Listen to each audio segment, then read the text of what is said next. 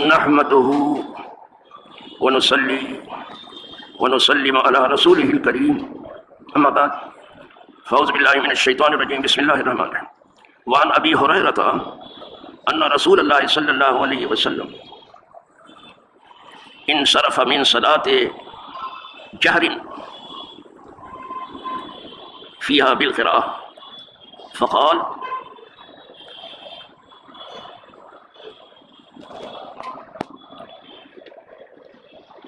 هل قرأ معي أحد منكم آنفا فقال رجل نعم يا رسول الله قال إني أقول ما لي ينازع القرآن قال فانتهى الناس عن القراءة مع رسول الله صلى الله عليه وسلم فيما جهر فيه بالقراءة من الصلوات حين سمعوا ذلك من رسول الله صلى الله عليه وسلم رواه مالك وأحمد وأبو داود والترمذي والنسائي ورواه ابن ماجه. وعن ابن عمر والبياضي قال قال رسول الله صلى الله عليه وسلم إن المصلي يناجي في ربه فلينظر ما يناجيه به ولا يجهر بعضكم على بعض بالقرآن رواه احمد. الحمدللہ رب العالمین. آج میں نے دو حدیثیں پڑھی ہیں اس دوسری فصل سے. پہلی حدیث جناب ابو ہریرہ رضی اللہ تعالیٰ عنہ سے مروی ہے. کہتے ہیں کہ بے شک رسول اللہ صلی اللہ علیہ وسلم فارغ ہوئے اس نماز سے جس میں کی قرات میں جہر تھا، یعنی زور زور سے پڑھنا تھا. فقال تو مقتدیوں سے فرمایا، آپ نے خود سرکار نے فرمایا. وعلیکم السلام، تشریف رکھیں. پاؤں میں تکلیف ہے تو کرسی دے دے کے آپ مولانا کو بیٹھ جاتے ہیں نا. ٹھیک. تو نماز سے فارغ ہونے کے بعد سرکار نے مقتدیوں سے فرمایا. کیا فرمایا؟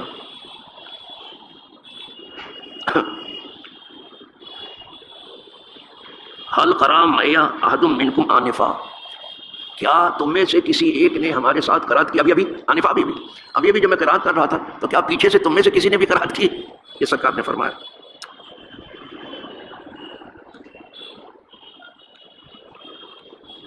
فقال رجل نعم یا رسول اللہ، تو ایک آدمی نے عرض کیا حضور ہاں ایسا ہے جیسا آپ فرما رہے ہیں. تو قال، تو حضور نے ارشاد فرمایا انی اقول، میں کہتا ہوں ما لی ینازع القرآن، مجھے کیا ہوا ہے کہ مجھ سے قرآن میں جھگڑا کیا جا رہا ہے. یہ جھگڑا کرنے ہی جیسا ہے، میں بھی پڑھ رہا ہوں وہ بھی پڑھ رہا ہے، تو ایک طرح سے جھگڑا ہی ہے.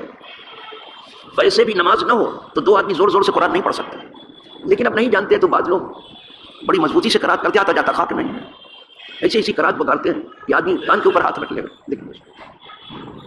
جہاں چند آدمی بیٹھے ہوں اور سب پڑھ رہے ہوں تو آہستہ پڑھیں تاکہ کسی کی بات کسی سے ٹکرائے نہیں. بس اس کا خیال.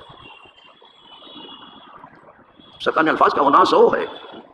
مجھ سے جھگڑا کیا جاتا ہے قرآن پڑھنے، میں بھی پڑھ رہا ہوں وہ بھی پڑھ رہا ہے، کیا ہوا ہے مجھے؟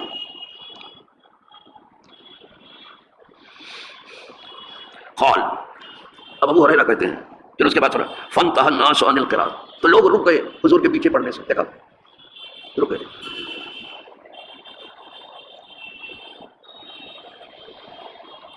فيما جهر فيه بالقراءة من الصلوات، اس نماز میں جس میں کہ حضور زور زور سے پڑھتے تھے اس میں لوگ رک گئے. حين سمعوا ذلك،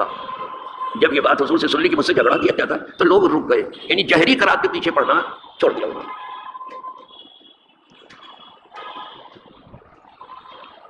پھر اس کو روایت بھی جانتے ہو کتنے لوگوں نے کیا ہے؟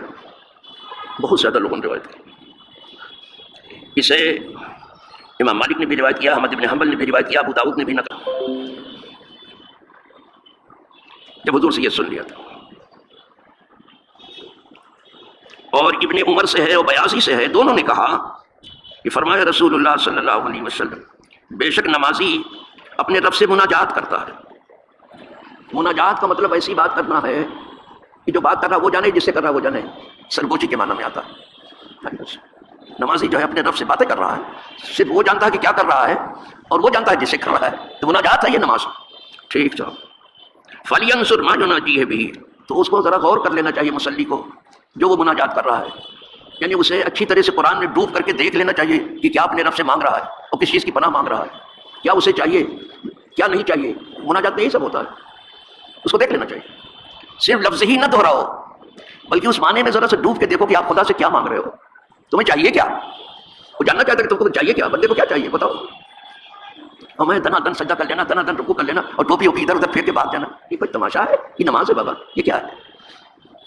کہاں ایک سجدے میں جو ہے رات ختم ہو جاتی تھی اور اللہ والے کہتے ہیں اللہ رات چھوٹی ہو گئی، یہ بھی بات پوری نہیں ہوئی تھی، رات چھوٹی ہو گئی اور کہاں یہ پوری رات پڑی ہے گپ شپ کرنے کے لیے، ٹائم پاس کرنے کے لیے، کیا نماز جلدی سے پڑھ کے بھاگ جاؤ، کیا زمانہ پلٹا ہے۔ تو اس کو چاہیے کہ وہ کیا مناجات کر رہا ہے، ایک یہ چیز سے بتا دیا، یعنی معنی میں بھی ڈوبنے کی کوشش کرو آپ۔ دوسری چیز جو حضور نے فرمائی وہ یہ ہے کہ بلا یجہر بعضکم علی بعض بالقرآن، تمہارا بعض سے قرآن پڑھنے میں اپنی آواز اوپر نیچے مت کرو، دو آدمی کی آواز ٹکرانی نہیں چاہیے، جب دو پڑھنے والے آہستہ پڑھو، اکیلا پڑھنے والا جیسا چاہے پڑھو، لیکن دو ہو تو پھر آہستہ پڑھو۔ فرمایا تمہارا بعض قرآن بعض کے اوپر زور سے نہ پڑھنا، یہاں سے قرآن ہی کو کہا، قرآن بھی زور سے ایک دوسرے کے اوپر مت کرو، پھر آواز کیسے ایک دوسرے کے خلاف اونچی کرو گے، سوال ہی نہیں پیدا۔ خود حضور کی بارگاہ میں کہا یہاں آواز اونچی مت کرنا، وہاں تو وعید بھی آ گئی، تمہاری آواز اگر اونچی ہوئی خاص طور سے جان بوجھ کر کے تم نے اونچی کیا تو ڈر ہے کہ تمہارے اعمال سملیہ میں کر دیا جائے، سب ختم کر دیا، اور تمہیں خبر نہیں ہو، وہاں تو یہ کہتے ہیں، یہاں کہہ دیا گیا قرآن بھی ایک دوسرے کے اوپر زور زور سے مت پڑھو، ٹکراؤ نہیں چاہیے۔ بتایا نہیں کہ ہمارے یہاں ایک قاسم تھا بیچارہ، ہمارے گاؤں میں بھی اذان ہوتی ہے اور قریب میں ایک گاؤں ہے ہمارے گاؤں سے ملا ہوا، وہاں بھی اذان، اتفاق سے دونوں بانگی ایک ساتھ ہی اذان پڑھنا شروع کرتے، تو وہ بڑا ظریف آدمی تھا، اس کا نام قاسم تھا، وہ سب کی طرف ہاتھ اٹھا کے کہا دیکھو یہ بانگی لوگ جو ہیں دونوں مؤذن اذان کو اذان سے لڑا رہے ہیں، بات صحیح کہہ رہا ہے، تھوڑا سا ٹھہر جاتے ایک دو منٹ، وہ فارغ ہو جاتے جب آپ پڑھ، اب ان کی اذان کا جواب دے کہ ان کی اذان کا جواب دے، وہ کرے کیا کر بیچارہ، یہاں بھی ایسے ہی ہوتا ہے، ادھر مینارن شروع ادھر انہوں نے بھی شروع کر دیا، ذرا بھی نہیں ٹھہرتے، سمجھتے اگر دیر کر دی تو کہیں کوئی غصہ نہ کرے، لا حول ولا قوت، یہ کیا ہے، تھوڑا سا ٹھہرو، وہ پڑھ لینے دو اس کو۔ ویسے مینارہ میں بھی 2 منٹ پہلے ہی ہوتی ہے، خاص طور سے رمضان میں، ان کو روزہ پہلے کھولنا، ہم بھی جانتے روزہ پہلے کھولنا، لیکن فقہا نے ایک اندازہ مقرر کیا کہ احتیاط کے لیے کم از کم 5 منٹ ویٹ کرو، غروب آفتاب کا جو وقت کیا ہے کہتے 5 منٹ تک آ، تو انہوں نے اس کو 3 منٹ کر دیا، فقیہ بنے سب زبردستی تھے، دیکھو کہاں اٹھا کے لے جاتی ہے فقہات۔ دلیل یہ ہے کہ وہاں چونا بٹی میں ہو جاتی 3 منٹ پہلے، تو یہاں سب کہتے ہیں بھائی وہاں تو ہو گئی، اور وہاں ہو گئی تو ہو جانے دو، چونا بٹی تو گرم رہتی ہے، اس کو کیا، یہ کیا بات ہے؟ شیعوں کے ہاں تو اس کے بعد بھی نہیں ہوتی ہے، شیعوں کے ہاں جب تک اچھی طرح سے اندھیرا نہ ہو جائے تو جلدی سے مغرب کی اذان نہیں ہوتی ہے۔ مجھے یاد آتا ہے کہ ایک مرتبہ میں ایک سفر میں تھا، وہ کسی عرب خطے میں سے گزر رہا تھا میں، تو وہاں ڈرائیور کو کچھ کام تھا تو تھوڑا سا رک گئے، تو تھا وہ رمضان کا زمانہ، جب دکان پہ گئے تو ایک بنگالی نے جو ہے اذان دینا شروع کیا بیچارے نے، پھر جتنے لہجے اس کو آتے تھے سب دہرانا شروع کیا، تو مجھ سے کہنے لگا وہ شیعہ جو بیٹھا تھا دکان پر، کہنے لگا یا شیخ انظر حاضر المؤذن، ذرا سا صحیح سے مؤذن کو دے، اس کی اذان تو میں روزہ کھولتا ہی نہیں ہوں، کیا کیا لغو لہجہ نکالتا ہے، حالانکہ وجہ یہ لغو لہجہ اس کا نہیں تو لوگ دیر سے افطار کرتے ہیں، میں جانتا ہوں، تم کیا دیر سے کرتے ہیں، تو روایت اپنی جگہ پر ہے، اس پر بھرپور عمل چاہیے، لیکن روایت میں بھی درایت سے کام لینا، یہ 3 تو امام اعظم کا مسلک یہی چاہتا ہے کہ محض روایت پر مت جاؤ، درایت سے بھی کام لو، اور اگر محض روایت پر جاؤ گے تو پھر بہت مشکل ہو جائے گا، درایت سے کام لو، روایت اپنی جگہ ٹھیک ہے، صحیح ہو، ثبت ہو، سمجھ رہے معتدل ہو، سب کچھ ہو، لیکن درایت سے کام لو۔ آخرت میں تو لکھا ہے ولا یجزا الا بعقلی، آدمی کو بدلہ نہیں دیا جائے گا مگر جتنی درایت سے کام لیا اس حساب سے دیا جائے گا، اس میں آپ کی درایت کتنی شامل ہوئی۔ تو یہ دوسری روایت آ گئی کہ ایک دوسرے پر زور زور سے قرآن بھی مت پڑھو، اب کل جو روایت آ رہی ہے مسئلہ اور واضح ہو جائے گا، قرات خلف الامام کا مسئلہ اور واضح ہو جائے گا، وہاں بھی کوئی جو ہے نہ ام القرآن کا تذکرہ ہے نہ فاتحۃ الکتاب کا، لیکن اس کے باوجود میں کہتا ہوں کہ جن ائمہ کے نزدیک یہ ہے کہ سورہ فاتحہ پڑھنا چاہیے، جیسے امام شافعی وغیرہ، تو وہ آرام سے پڑھیں، کوئی ملامت نہیں ہے، کیونکہ وہ بھی ہمارے امام ہیں، کل ہی بتا چکا ہوں، وہ آرام سے پڑھیں، اور کوئی امام کہتا ہے اس کے ماننے والے آرام سے پڑھیں، کوئی جھگڑا نہیں ہے، جب سب ہمارے ہی ہیں تو جھگڑا کیا ہے؟ امام شافعی ہمارے ہیں، امام احمد ابن حنبل ہمارے ہیں، امام مالک ہمارے ہیں، امام اعظم ہمارے ہیں، سب ائمہ ہمارے ہیں، سب محدثین ہمارے ہیں، سب سنی ہیں، جب سب ہمارے ہیں تو جھگڑا کیا ہے؟ جو امام تمہارا کہتا کرو، تو میں کیوں کرتے ہو؟ لیکن یہاں اس طرح سے جواب دیتے جیسے جرمن اور جاپان کی جنگ ہو رہی ہے، کہ چیتی کر کے چھوڑنا اس دلیل سے، نہ ایسا نہیں۔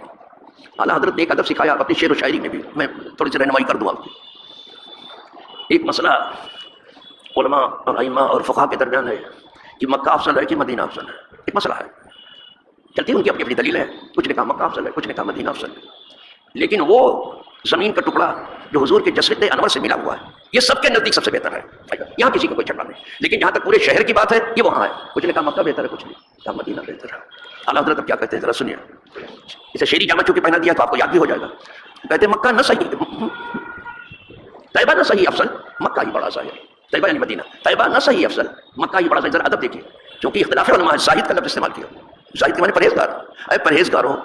طیبہ نہ صحیح افضل، مکہ مکہ ہی بڑا جائے، لیکن جہاں تک میری بات ہم عشق کے بندے ہیں کیوں بات بڑھا رہی ہے؟ کیسا جواب ہے؟ ہم بندگان عشق ہیں، جہاں ہمارا چہیتا ہے وہ جگہ سب سے بہتر، بس ایسی بات سکھائی، زاہد کا کہتے ذرا دیکھیے اختلاف علماء کا کس قدر ادب کیا، یہ بہت ضروری۔ وآخر دعوانا الحمدللہ رب العالمین۔